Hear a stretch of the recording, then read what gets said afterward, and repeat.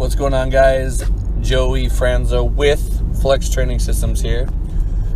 How are you guys doing today? It is the week of Thanksgiving on a Monday.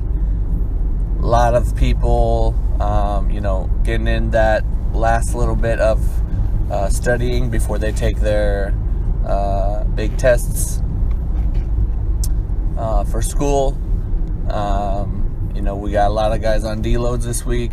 Trying to get people in with their families, eat some of that good food, give the body a break, so they will be charged and ready to hit it hard leading into the new year.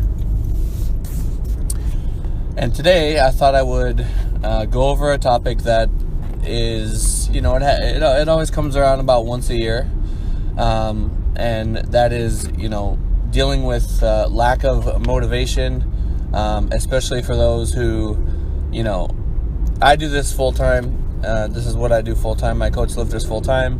I enjoy competing. I enjoy training. I haven't stopped training for, 11 years straight, and I can't see myself stopping at any point so long as I stay healthy. I know that most of you guys listening to this are not going to be that type of person. You guys have, jobs, you guys go to school, families maybe even, and sometimes powerlifting can be an outside stressor that for the most part should be a positive thing, but there are times of the year when things get pretty crazy, especially when, school is starting to pick up. A lot of my guys are going to university, and there's been about 2 or 3 of them that, they don't have as much time to work because they're studying for school so much, so it becomes difficult for them to afford training. Taking planned deloads or planned breaks around this time just seems to be, a smarter thing to do, so that when we do get into the new year and we're looking at those spring meets, qualifying people. I have a lot of guys doing the Arnold. If you need to do a qualifying meet to get you ready for nationals, or if you're trying to, some guys like to cut a weight class, and then be in shape for summer. Then you got to start right when the year starts. Sooner the better. So if you are having trouble with motivation, you have a lot of other things going on. That's perfectly normal, especially when powerlifting for you might just be a hobby. I don't like to say that it's just a hobby because it's more, it is kind of a lifestyle, and it does keep you healthy. There are, I can't even describe the amount of health benefits you can get out of powerlifting, or what it can do for your confidence, your mental health. There's just so many positives in powerlifting. So it's definitely something that if you have to take a break or slow down, that's perfectly normal. You shouldn't feel bad about it. Pick it back up when it's time to pick it back up. Maybe 10 months out of the year you're training, 2 months out of the year you chill out, or maybe even a month. I would never completely stop training altogether. You've worked so hard to build this crazy base, and to get your numbers past what normal people would see as strong for sure. And then some guys, they gain a bunch of weight and they stop training, and then they want to come back, and now they've just dug themselves in this big hole. Maybe that's what they needed at the time to get through whatever they were going through, but it always sucks to see that, because one girl, female lifter that I worked with a little while ago, she was a genetic freak. She was an absolute beast, and she just got into other things.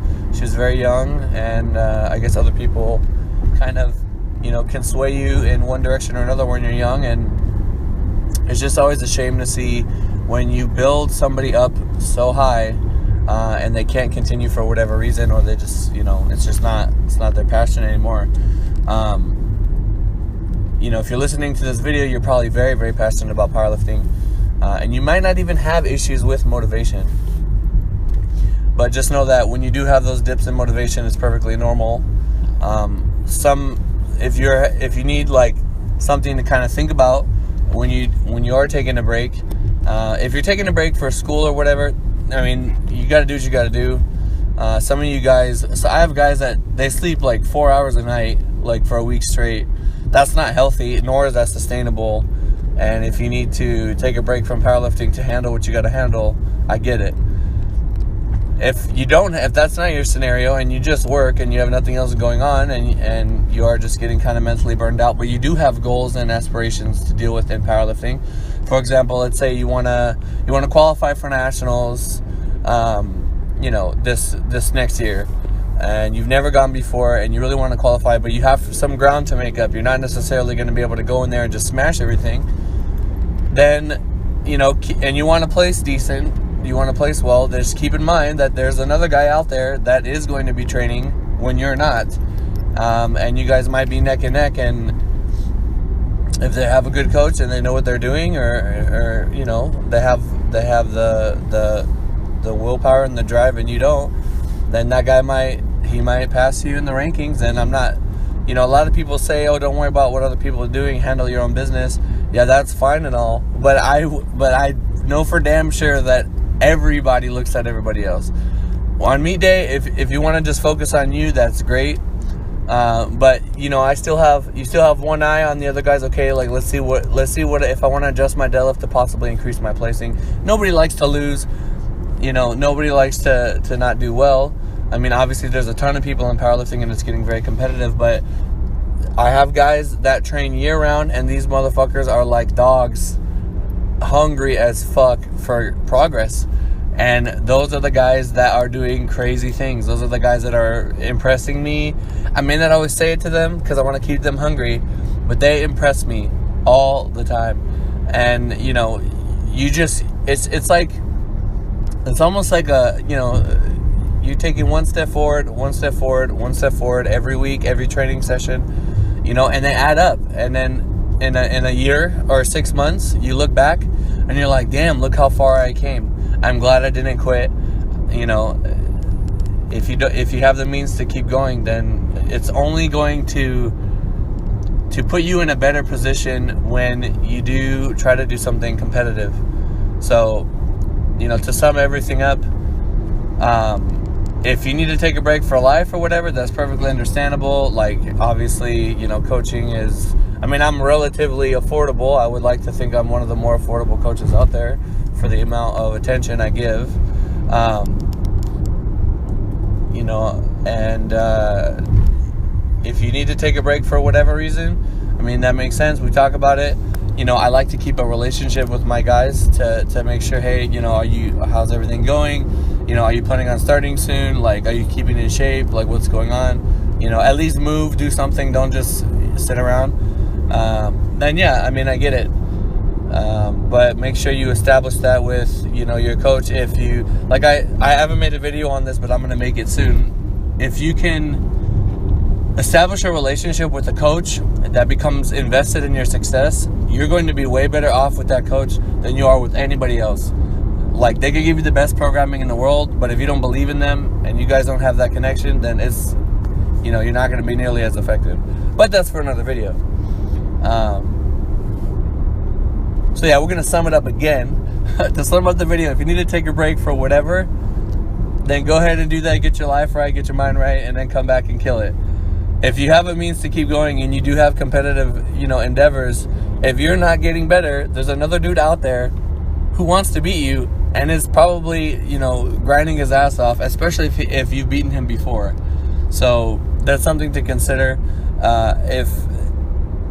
This is where we get into that extremist mentality, which is very rare and probably not the healthiest thing. But when you are at the top and you are winning things, it is very useful to have that kind of killer instinct you don't want to stop, you don't want to slow down. Obviously you have to take your deload smart and do things like, structure your yearly plan and whatnot. But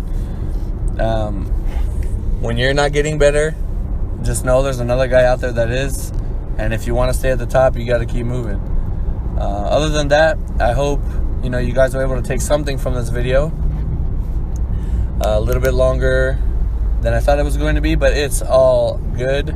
I hope you guys have a happy Thanksgiving, and I will talk to you in the next video.